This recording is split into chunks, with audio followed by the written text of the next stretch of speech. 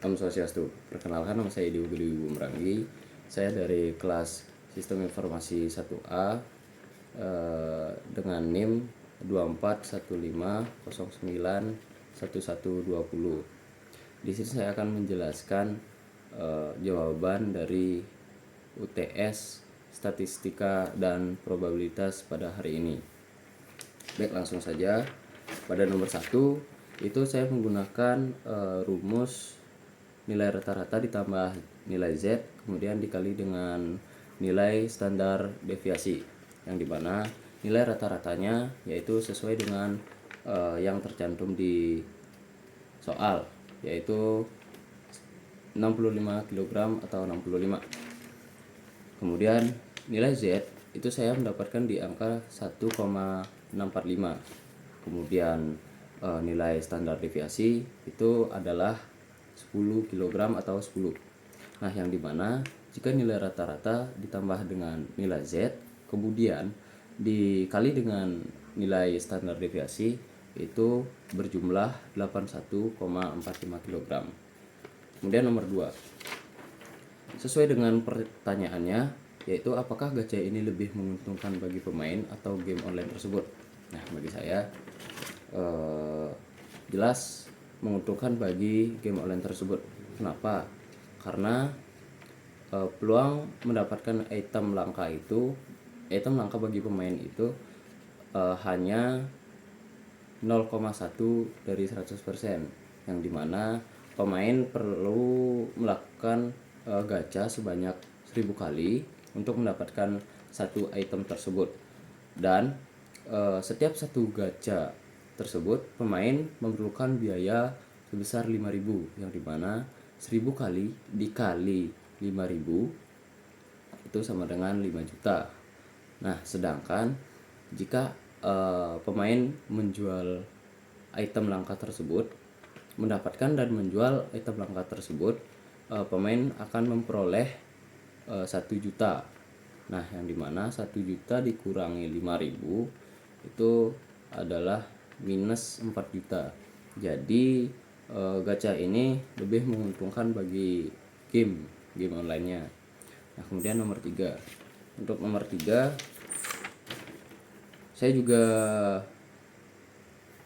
menggunakan rumus nilai rata-rata ditambah dengan nilai Z kemudian dikali dengan nilai standar deviasi, yang dimana nilai rata-ratanya itu sama dengan 3 hari atau 3, kemudian ditambah kemudian nilai Z itu adalah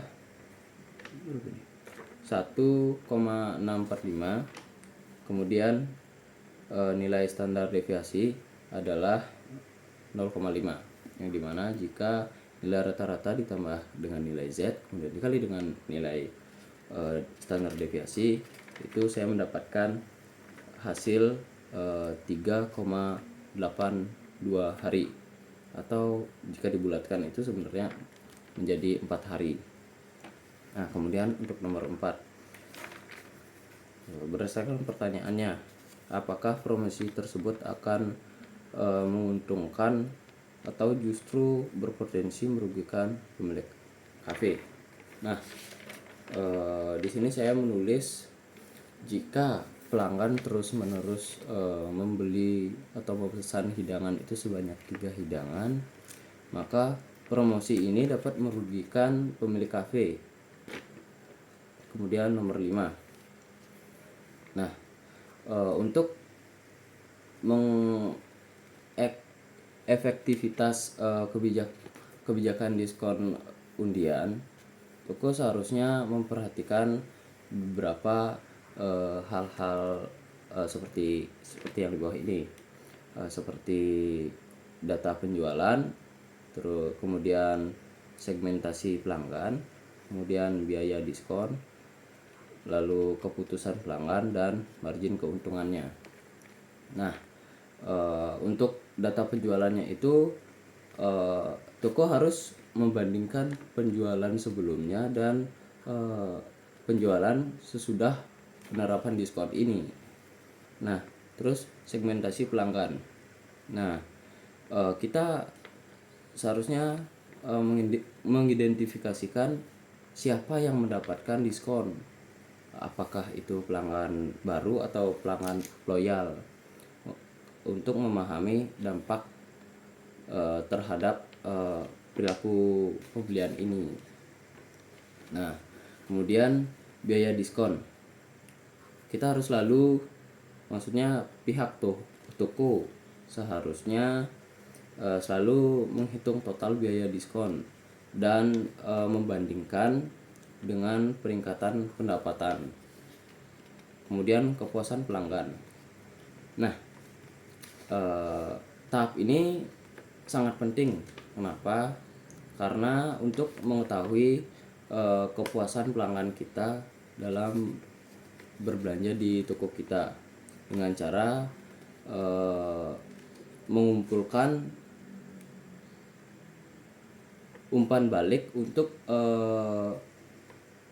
mengevaluasi pelanggan-pelanggan dengan sistem undian. Dan yang terakhir yaitu margin keuntungan. Nah, diskon harus sesuai dengan margin produk agar tetap menguntungkan. Ya, karena kita berbisnis gitu, seharusnya kita harus tetap untung, tidak boleh rugi. Sekian penjelasan dari saya. Mohon maaf apabila ada kesalahan kata atau apapun. Saya minta maaf. Sekian. Terakhir kata saya ucapkan terima kasih dan Om Santi Santi Santi Om.